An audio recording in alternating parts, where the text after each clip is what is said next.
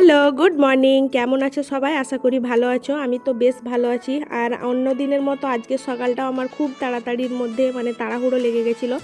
আর আজকে ছেলেকে আমার স্কুলে পাঠানোর ব্যাপার ছিল না, কারণ ওদের স্কুলে কোনো একটা কারণে যাই হোক বলেছিল যে আজকে স্কুলে নয় অনলাইনে ক্লাস হবে। তো ওকে রেডি করে আমি অনলাইনে মোবাইল দিয়ে বসিয়ে দিলাম, আর ওর সঙ্গে সঙ্গে আমিও বসেছিলাম। প্রায় 11টা পর্যন্ত আমার ওদিকেই সময় কেটে গেল। তো আবার এদিকে চলে এলাম রান্নাবান্না করতে। তো রান্না করতে আমার অনেকটা দেরি হয়ে গেছিলো। আর বড় গত রাতে এনেছিল মাংস, যেটা আজকে আমি রান্না করব, আর করব করলা আলু ভাজা। তো করলাটা আর আলুটাকে আমি আগেই কেটে লবণ আর হলুদ দিয়ে মাখিয়ে রেখেছিলাম। আর ওখান থেকে দেখো মাখানোর পরে কতটা পরিমাণে জল বেরিয়ে গেছে। আর এভাবে ভাজলে এভাবে করে রাখলে না ভাজাটাও খুব সুন্দর হয়, আর আমার মনে হয় যে করলার তেতোটাও অনেকটা কমে যায়। তো যাই হোক, আমি আবার করলার আলুটাতে হালকা পরিমাণে চিনিও দিয়েছিলাম, কারণ আমার বর খুব তেতো খেতে ভালোবাসে না, একটু হালকা মিষ্টি মিষ্টিও ভালোবাসে। আর এদিকে আমি মাংসের জন্য আলুটাকেও লবণ হলুদ দিয়ে ভেজে নিচ্ছিলাম।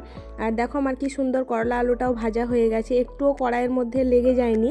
আর এটা দিয়েই মনে হয় এক থালা ভাত খেয়ে নেবে, এত সুন্দর হয় এটা ভাজা। তোমরাও বাড়িতে চেষ্টা করে দেখবে, খুব ভালো হয়। তো আমার ওই কাজ সব রান্না বান্না কমপ্লিট করার পরে আমি আবার চলে এলাম ঘর মুছতে। আর ঘর মোছার পরে ছেলেকে খুঁজে খুঁজে পাচ্ছিলাম না, তো দেখি ও নিচে খেলা করছে। তো আবার ওকে বললাম চল স্নান করে নিবি, তো যেতেই চাইছিল না। তো অনেক বকাঝকা করার পরে আবার ওকে স্নান টান করিয়ে নিলাম। আর মা ছেলে আমরা দুজনেই স্নান টান করে রেডি হয়ে নিলাম।